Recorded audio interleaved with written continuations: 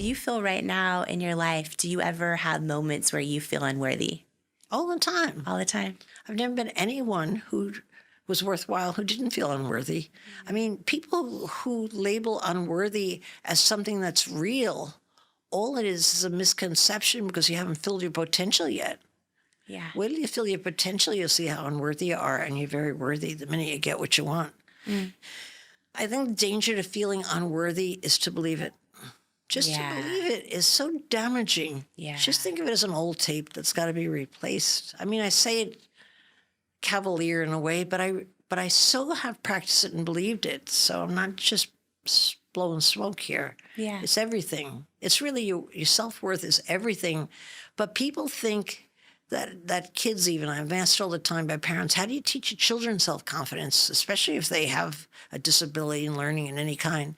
And I always say the same old thing because I really believe it. Teach them to try. Don't teach them to win. Say you're not going to win. You probably won't even do well, but you got to go out there and try. You got to try. I will out-try anyone in the universe and try harder than anybody else, and I'll win because of it. But while you're feeling unworthy, you don't feel like you have the right to try. You form a new habit of yourself if you just try.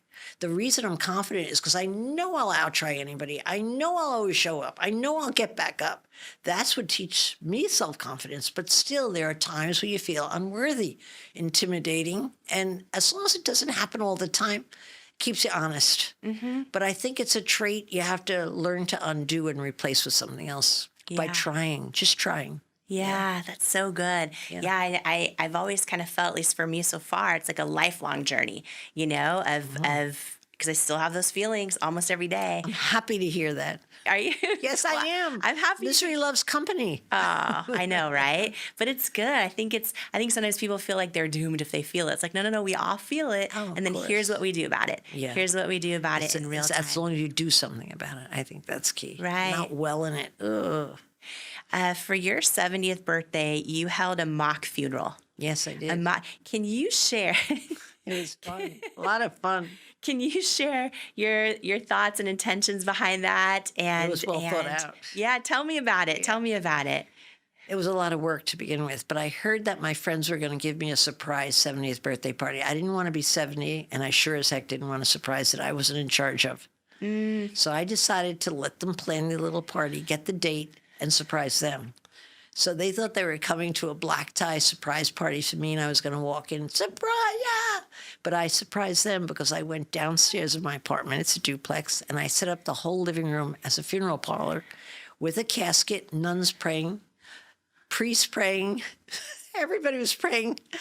And I was laying out in a casket, an open casket, and I was dead. I wore a beautiful gown. I looked better than most dead people. I had my makeup perfectly done, so I didn't mind showing off myself. And in the casket, You're like, I look good. So when the time came, once I was in the casket and they were waiting upstairs for me to arrive from a business trip to shout surprise, my brother said, "Quick, she's coming downstairs, everybody downstairs." And everybody rushed down the stairs, probably 150 so people, rushed down the stairs and went to my living room. And as I turned the corner, I heard what I had hoped to hear, a gasp, as I saw dead Barbara. It was so much fun.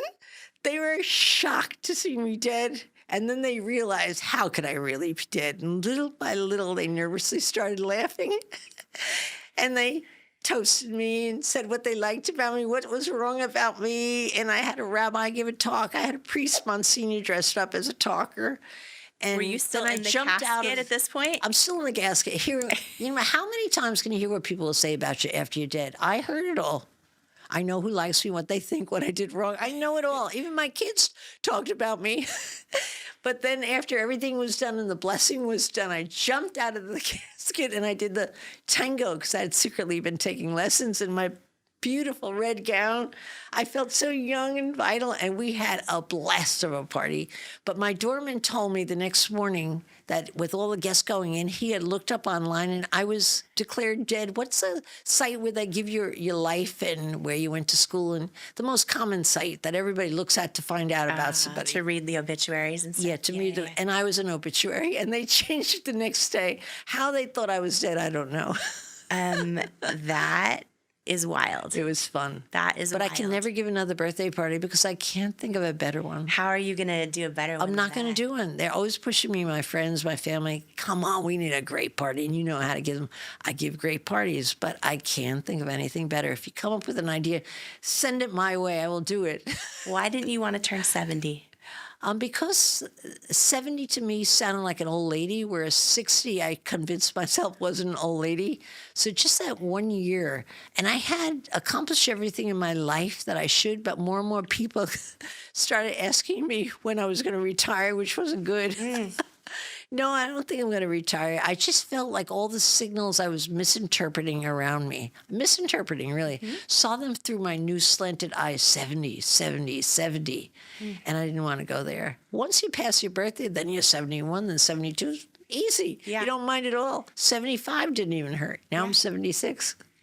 What are your priorities in life now? And do you see them changing the next decade or two? They are changing because, unlike you, I have older children. They're 30 and 19. Kate is 19. And my son is married with 2 children. So my priorities, I hate to admit it, are my grandchildren. I didn't think I'd be that kind of a older lady where I live for my grandchildren, but they're so darn cute and they love you so much you can't help yourself. So that's my first priority. My kids are my second priority, to stay close to them. And then my third priority is to live life to the fullest so that I don't go to sleep on it. That's all. Whatever that might entail. Yeah. Do people ask you about that a lot, about retiring? All the time. You're never. When are you going to retire? Yeah. Why? Why would I want to retire? I love my work. I love what I'm doing. Do I look that old? No, not really. Just wondering, because everyone I have as a friend now, even the younger friends, are all retired. And that's amazing to me. I mean, they're keeping busy and they're having a great life and they're more free to travel when they want than I am. And sometimes I get envious and I think, why? If I didn't have my work, what I would do tomorrow morning? What, read the paper an extra time or two? No, I don't think so. Yeah. Not worth it to me. What does success mean to you? Being successful? I think it's, well, for me, maybe I'm too needy, but it's really being able to look at yourself or your life and think that people really like you for the right reasons, that you've helped people. Not that I'm a Pollyanna, but I do help a lot of people through Shark Tank, without a doubt. I get people to believe in themselves. I've helped all the people I employed over the years to sort of really have the satisfaction of feeling like you did something worthwhile. I think it's feeling like you did the right things in life. Yeah. Yeah, to help other people. It's never the stuff you get. It's never the false feedback you get. It's always a genuine somebody saying thanks or not saying thanks, and they were really helped by you. Yeah, You know? yeah. I don't even expect to thank you anymore for anything. It's just a detail. It's what you feel about it yourself that counts. Just the offering you put out there. Yeah, definitely. Yeah. Well, you have helped so many, oh my gosh, entrepreneurs, and the ripple effect of all that. I love and entrepreneurs. also, I remember when you and I did the press junket for Shark Tank, and Yes. I remember learning that people would be surprised to know that you only fly coach on airplanes. Do you know what a first class ticket costs? You probably do, right? You probably don't look. Yeah, I look. Yeah. Listen, the way I figure it is a coach ticket is about 25% of a first class ticket. I get the free miles. I could give them away. I have everybody in my family flying on my free miles. What's more important, that everybody gets vacations or that I'm comfortable in first class? I guess I could afford to do both, but I won't, because I'll be in coach feeling really smug because I know I have 3 plane tickets that could take somebody somewhere. Could take somebody It accumulates, You save a lot of money. I love just sharing this with the world. I know people can know this or guess it or assume it, but your generosity. And when you talk about your homes, right? You said the one thing you love is homes. Yeah, Yet I you do. have a Weakness for scheduling system where people that you know and love are always staying at all your different homes. So they're all being used There's all not the a time. single bed in any of my homes that's ever empty. How amazing is that? No, can I tell you what is more satisfying than someone saying, thank you, we had a blast. You don't even know who the we is, extended family, their family, whatever. We had a blast. And people have a blast in my ski chalet. It's big. It fits a lot of people. They go to my beach house. I don't mean to brag about how many houses. They come to New York City, wherever I live. Never an empty bed. And boy, is that satisfying. Yeah. I mean, what really happens, the more money you have, the less you use your homes. Yeah. That's the truth. You You sleep there very few nights and they go to waste. What a shame. And I you wouldn't have keep not them if they went to empty it. bed. You never. Well, once in a while someone cancels, but I don't take to it well because someone else could have used that bed if they had told me sooner.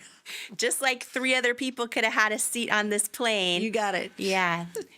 What is something that people would be shocked to know about Shark Tank and don't about know? Shark Tank. I think a lot of people don't know that when you see at home a Shark Tank pitch, it's usually about 8 minutes, sometimes 12 minutes long. And you know yourself from being on Shark Tank as a guest shark that the pitches can run an hour and a half long at times, an hour typically, 45 minutes.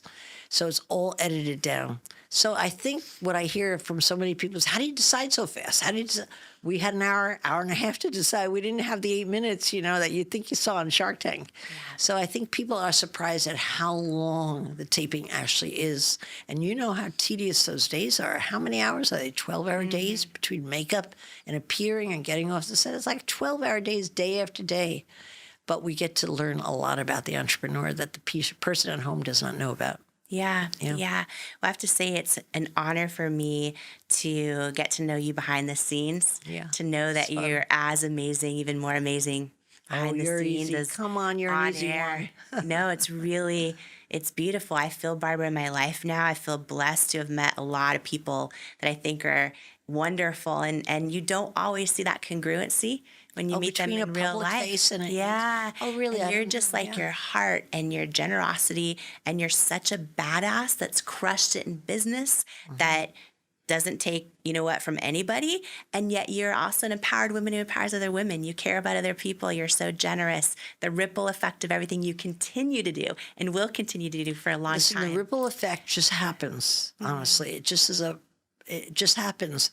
But the one that I was always interested in was winning, honestly. The ripple just came because I won. I'm very happy I won. Yeah. I'm not sure. And you've won a lot. You've won a lot. I have. You've won a lot. I continue to win. You continue to win. And I continue to lose. Yeah. What else is there? Yeah. Makes it interesting.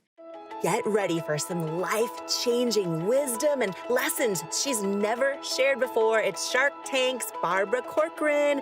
I am so excited to share with you part 2 of this incredible conversation.